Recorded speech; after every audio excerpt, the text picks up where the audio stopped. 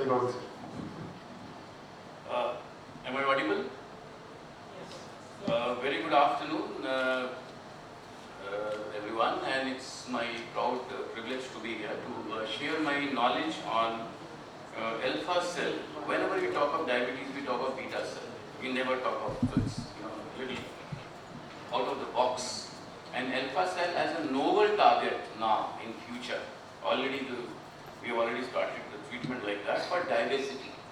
Okay, so two things. So whenever we talk of diabetes, we talk of beta cell, and other is when we treat diabetes, we never treat obesity, and we fail in treating diabetes itself.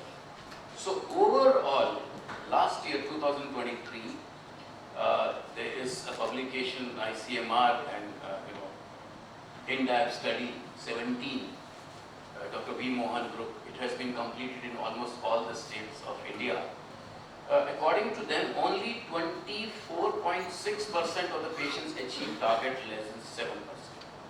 So one hand we are failing in getting the targets for diabetes, and other hand we are not treating obesity as a separate entity.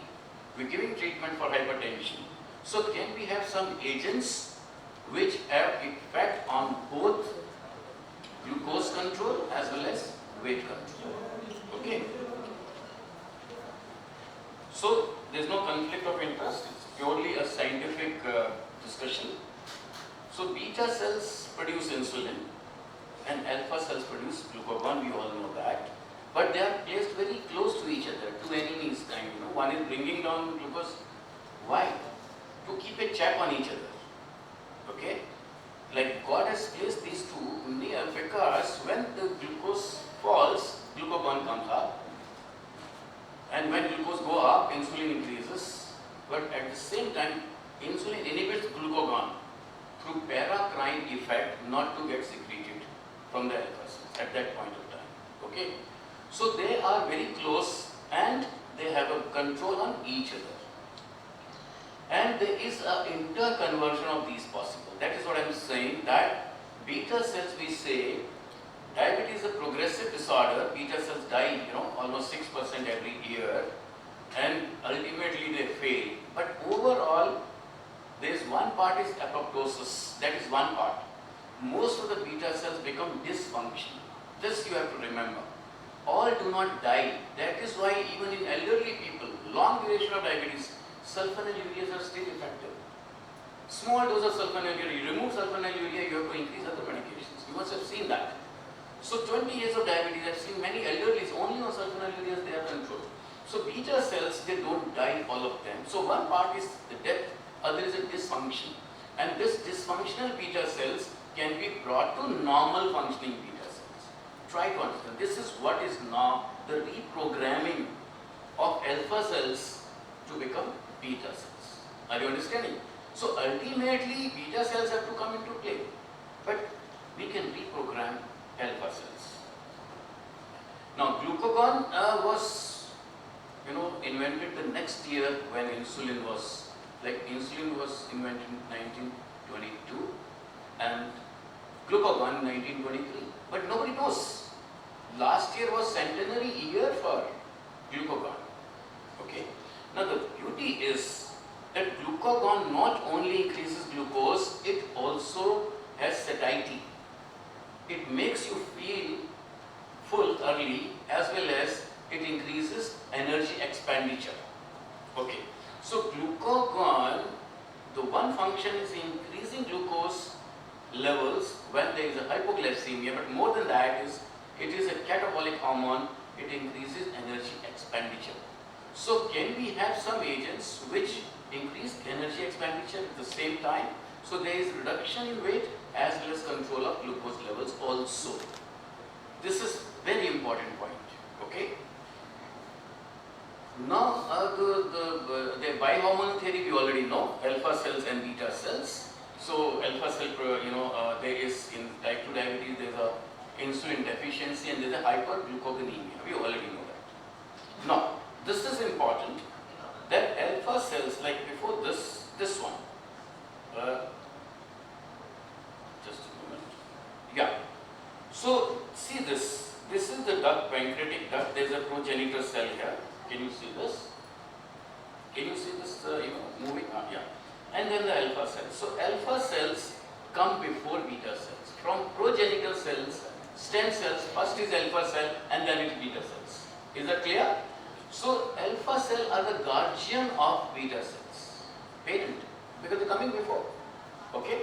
So what happens in diabetes, whenever there is a stress in the body, stress means increased calorie intake when you take obesity, more central obesity, fat cells increase in size, release of free fatty acids, inflammation. So all this lipotoxicity occurs before glucotoxicity. So this lipotoxicity leads to beta cell dysfunction. This inflammation only puts stress on beta cells. These free fatty acids which are released are taken up by the liver on one side, NAFLD, and these free fatty acids are taken up by the pancreas also on the other hand, causing diabetes. So twin cycle is going parallel, and there's a repeated, this is happening. Just 1 gram of free fatty acid, just 1 gram, if taken up by the pancreas, leads to suppression of beta cells. Imagine. And that is why when there is a weight reduction, either calorie restriction or bariatric surgery, when there is a decrease in calorie intake, there is a reversibility of these triglycerides which are there in NAFLD, in the liver and pancreas, and there is a kind of, we call it remission of diabetes, not reversal. A lot of things are going on, weight reduction leading to reversal. So there is no reversal, but there is a remission, because this TG comes out, it goes back to the blood. From liver, NAFLD also improves, and from pancreas, so diabetes also comes to. But you have to maintain this almost level. Okay. So what happens? So beta cells are more sensitive than alpha cells. They die fast, they become dysfunctional early. Alpha cells, they have this, I'll tell you, BCL6 protein. Okay, we can see this one. Okay, this make alpha cells resistant to inflammation. Very important. That is why alpha cells don't die. And to protect beta cells, they increase in number. That is why there is a hyperglycogenemia. Okay? Because initially when there is inflammation, there is insulin resistance, there is a hyperinsulinemia also. We know it. But there is a relative insulin deficiency. So insulin levels are more, insulin deficiency is there. To cover up for that, alpha cells multiply, and in turn there is a hyperglycogenemia. This is the theory. That is why in type 2, on one hand there is a beta cell deficiency and other hand there is a hyperglycogenemia. Is it okay? So ideally and in truth, the alpha cells are protecting beta cells. But in turn, they increase in number and there is a hyperglycogenemia. Okay. So there is a paracrine effect of each other, and now studies are going on that alpha cells to beta cells reprogramming. Once beta cells become dysfunctional, now these alpha cells which are there, they can be reprogrammed to beta cells with genetic models. So this is what is the future. And once that is there, then we can have more solutions to. Now, then other important thing is this, I told you that initially this cursor is not moving. Yeah.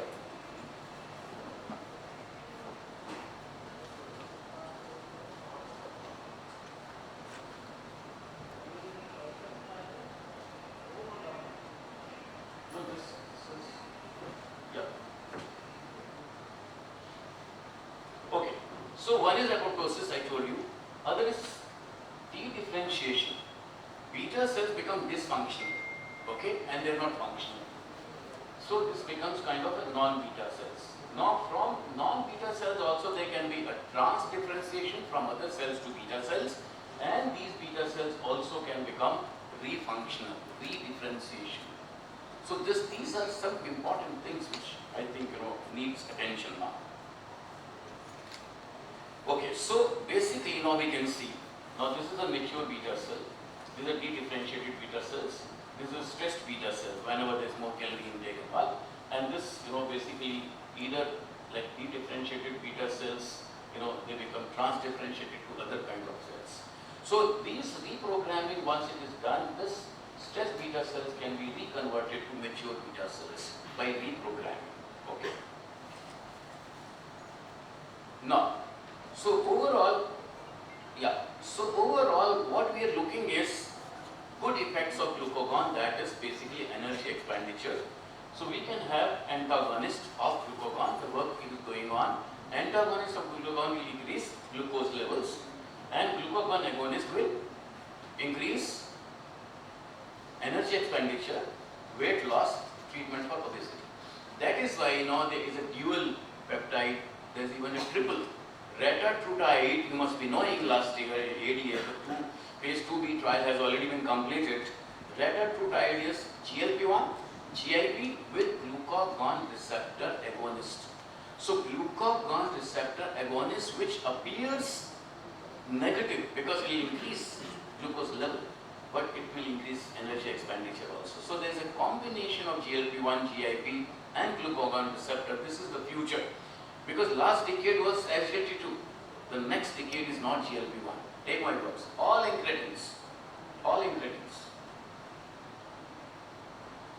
So overall antagonist. Now this is one antagonist, that is Chiral. It is already in the pipeline and this will be the first in case event. Because everything comes at a cost, side effects are also there.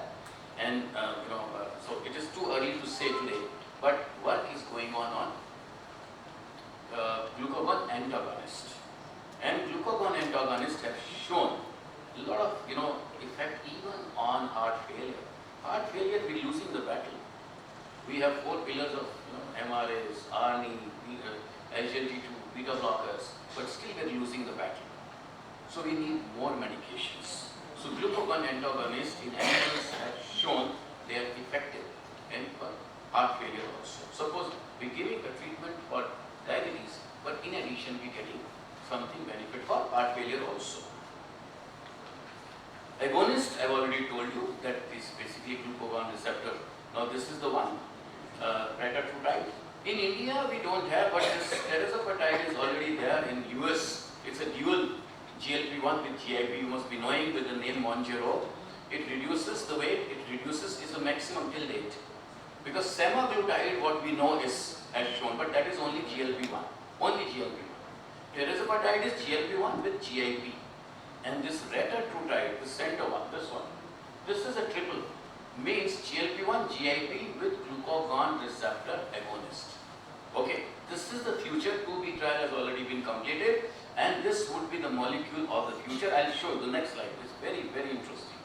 Now, see this. See this. We always talk about bariatric surgery. We don't know much about it, frankly speaking. Now see, balloon. A lot of people, new balloons are coming. Some, we put methylene glue and some people something else. See the weight loss. Only 15%. Only 15%. With sleeve hysterectomy as well as with balloon. Okay. Bariatric surgery is 30%. Not 100% patient, but 30% is the maximum. Okay. That is bariatric surgery where a big surgery, bypass, Roux and White bypass surgery is done, and lifelong patient has to be on calcium, vitamins, minerals, iron, because a part of the gut is gone. And still they have to have a dietary restriction. Even surgery fails. Bariatric surgery also fails in some people. Okay? Now see this, retatrutide. Now the trial has shown it led to 25% weight loss. One agent in maximum, some percent, around 30% of the patient, 25%. Okay? 5% difference between bariatric surgery and this molecule. Means, can we say medical bariatric? Can we achieve medical bariatric with one agent versus a surgical part? I am not saying all the patients. See, what I am saying is, a lot of people don't want surgery. A lot of people are not fit for surgery. Not everybody can take a patient is having comorbid conditions, diabetic patient. So there, these molecules can come into play. Is that okay? And even sema, Rybelsus oral, we have, but we don't have Ozempic in India. We have only oral, we don't have injectable. Very strange. But this also leads to almost 18%. The oral, 50 milligram. Ozempic, Wegovy, it would be coming to India. So in India, we won't be having Ozempic for diabetes, but we would be having Wegovy only for obesity. GLP-1 molecules are the only anti-diabetic agents which have been approved for obesity. I'll just take 1 minute more. Which have been approved for obesity without diabetes. Today, obesity without diabetes, we have orlistat. We have lifestyle modification. What else? Nothing. Is that okay? Nothing else is available. And orlistat, we have so many. And orlistat also will be effective if it is a high fat content diet. If it is not high fat content, it will not effect. Suppose high carb diet, it will not have much. So, what I want to say, their GLP-1 are the only agents as of today. So, so SEMA, Wegovy is approved molecule world over. Retatrutide, I have already told you, dual, triple, and this thing I think, yeah. So, one thing I would just say, the caution now. Don't take this as a magic pill. Because world over, there is, out of stock. Ozempic is out of stock. This molecule, you must be knowing this. It's not available. Because it's a misuse. Over the counter, they're getting it written, prescribed by some, general practitioner. So we have to see to it that it should be taken by an appropriate patient. Appropriate selection of patient is very important. No misuse, otherwise side effects can be there in these molecules. So with this, overall alpha cells are no more, convict. They are friends. They are trying to save beta cells, and glucagon antagonist as well as agonism, both are useful. With this, I conclude and convey my thanks to everyone. Thank you, sir, for the wonderful presentation. Now the floor is open for discussion. If there are any questions.